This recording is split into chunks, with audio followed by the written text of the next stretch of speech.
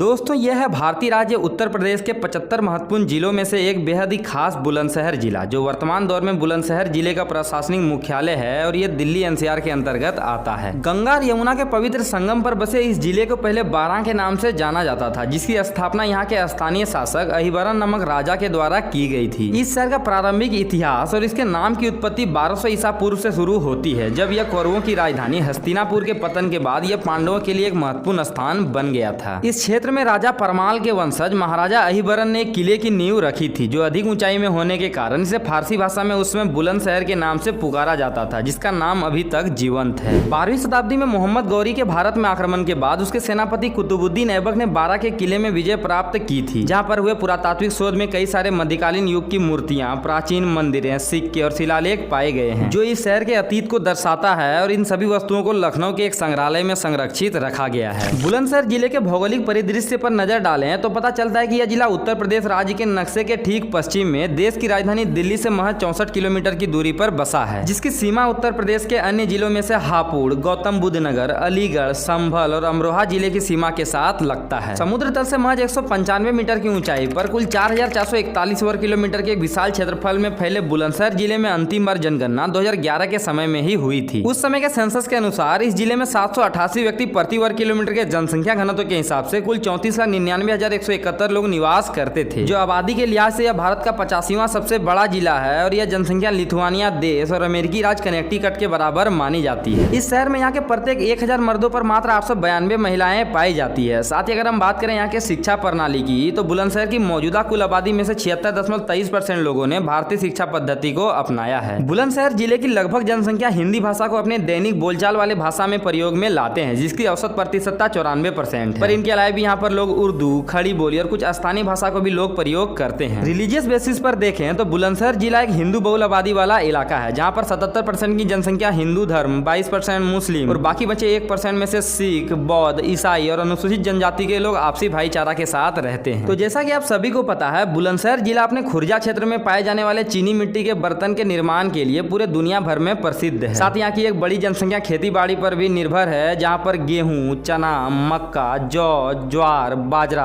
कपास, गन्ना और आम की बहुतायत पैमाने पर खेती की जाती है। साथ ही इन सब के अलावा भी इस शहर में सूत कताई, कपड़ा उद्योग, चीनी मिट्टी के बर्तन, कांच से चूड़ियां और बोतलें बनाने का काम और बिजली के विभिन्न उपकरण बनाने वाले काम भी इस शहर की अर्थव्यवस्था में एक महत्वपूर्ण भूमिका निभाते हैं। तो आइए अब जानते हैं बुलंदशहर जिले के यातायात परिवहन के बारे में। तो हवाई मार्गों की सुविधा के लिए इस शहर का सबसे नजदीकतम हवाई अड्डा दिल्ली का इंदिरा गांधी इंटरनेशनल एयरपोर्ट है, जो यहाँ से 75 किलोमीटर की दूरी पर स्थित है। ट्रेनों की सुविधा के लिए इस शहर का बुलंदशहर रेलवे स्टेशन यहाँ का सबसे महत्वपूर्ण जंक्शन है, जो भारत के प्रमुख शहरों के साथ एक अच्छी रेल कनेक्टिविटी के साथ जुड़ा है। सड़क मार्गों की सुविधा के लिए इस शहर से होकर नेशनल हाईवे 91 की सड़कें गुजरती है, जो दिल्ली, गाजियाबाद, मेरठ, पलवल, फरीदाबाद, मानसेर और जयपुर जैसे बड़े शहरों से पेरिफेरल एक्सप्रेसवे द्वारा जुड़ा है। जबकि राष्ट्रीय राजमार्ग 91 की सड़कें इसे आगरा, अलीगढ़ और कानपुर जैसे शहरों से जोड़ती है। इसके अलावा भी इस शहर में आपको लोकल बस, ऑटो रिक्शा और मोटर बाइक गाड़ियां यूपी 13 आरटीओ कोड के साथ चलती हुई नजर आएंगी। तो आइए अब जानते हैं इस जिले के कुछ महत्वपूर्ण पर्यटन आकर्षणों के बारे में। तो इस शहर में आप यहाँ के आहार, बेलोन टेम्पल, कर्णवास, वालीपुरा, बरन टावर, नरोरा डैम और खुर्जा देवी मंदिर को एक्सप्लोर करने जा सकते हैं। तो फिलहाल बुलंदशहर जिले की इस वीडियो में बस इतना ही। नेक्स्ट वीडियो किस सिटी पे चाहिए कमेंट बॉक्स में जरूर बताइएगा। Be safe and stay tuned with travel with Chandan.